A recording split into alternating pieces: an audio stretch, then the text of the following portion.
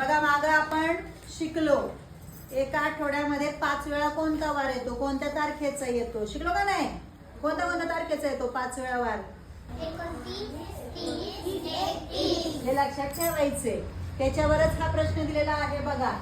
एका महिन्यात बालिका दिन गुरुवारी होता, तर त्या महिन्यात कोणता वार 5 वेळा येईल?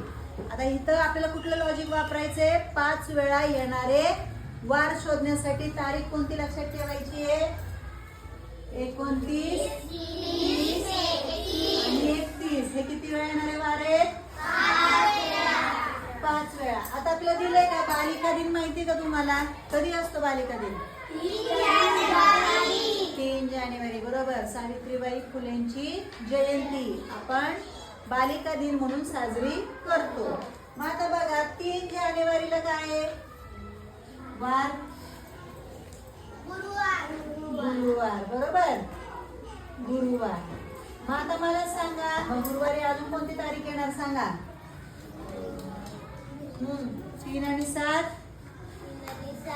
10 17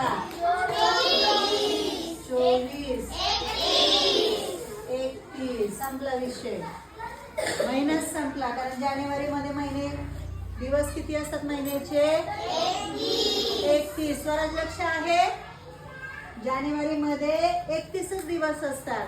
मग बघा 5 वेळा येणारा वार कुठला असणार आहे? शेवटचा गुरुवार. म्हणजे बघा 31 ला काय आला? गुरुवार. 30 ला काय आला? बुधवार. 29 ला काय आला? मंगळवार. मग हे 3च वार 5 वेळा येणार आहे ना त्या महिन्यात. बाकीचे किती वेळा येणार? 4 वेळा. हे 3 सोडून मग बघा पर्याय मध्ये आलंय का त्याच्यापैकी काय काय आले? मंगळवार. कोणता वार 5 वेळा येईल? मंगळवार.